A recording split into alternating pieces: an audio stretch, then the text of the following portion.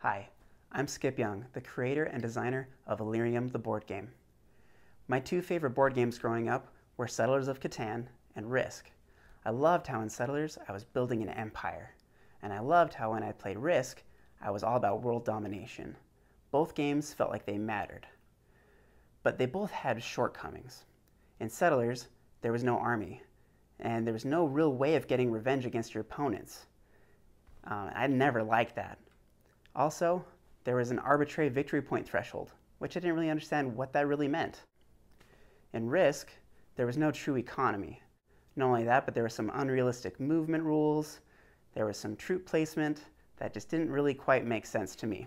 So I set about making a way to play either of those games that was a little bit more enjoyable for myself. Ultimately, that transitioned into a brand new game. It started off with some new buildings, then I started creating new board game tiles.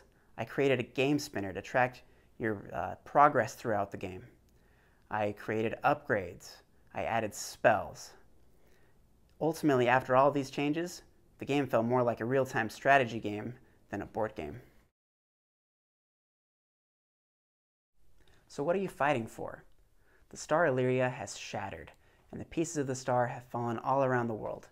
While searching for the star fragments, you've discovered a race called the Starfallen, a race of fire-like spirits that feed off of life, but also feed off of death. These beings are of immense power and potential. All actions you and your opponents take throughout the game are to empower your Starfallen. Now, let's hop into gameplay. The game board of Elyrium is comprised of triangular tiles, each housing a different number and one of 4 resources. There is also a 5th resource called Elyrium, which is harder to collect. Players will collect resources based on the resource type and number associated with each tile. The board is customizable.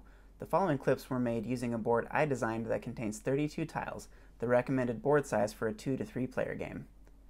Elyrium is a game that is meant to be playable by casual as well as advanced board gamers. The basic rules are for all players, and advanced players can play with some additional rules to add to the complexity and strategy of the game. The object of the game is to fully empower your Starfallen by reaching 10 soul shades. These can be gained by building buildings or by winning major victories. After the initial setup, the gameplay goes from player to player through a series of 5 stages. Each player will select a unique Starfallen they are seeking to empower and choose a corresponding game spinner. The first step of each turn is to rotate the spinner. This allows the player to place into service any items that are currently under construction. Certain buildings and units, as well as spells, take some time to complete. The spinner allows for a unique mechanic that makes time a resource. Players will also receive free resources every few turns in this manner. For convenience, the spinner also serves as a quick reference for your resource costs, as well as a tracker for your soul shades and upgrades.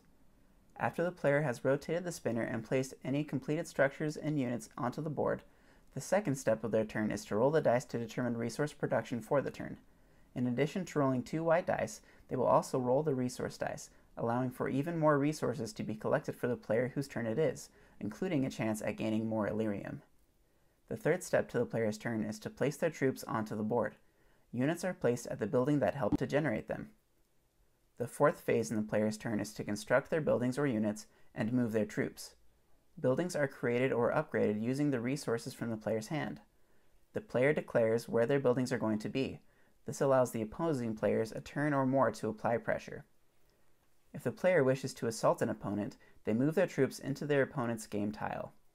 After all movement has been completed, the player will complete the 5th and final piece of their turn by resolving any conflict caused by their troops' movement.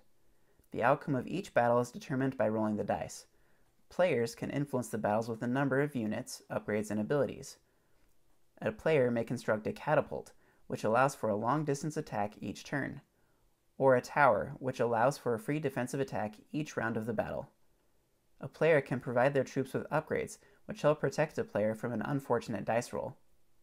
A player may craft spells, which cost Elyrium to craft, but can also be critical to the success of a battle.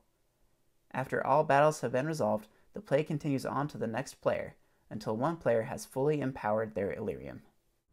I'm looking forward to hearing back from you guys, hopefully getting some good feedback, and hopefully you can consider me as a contender for this year's Cardboard Edison Award.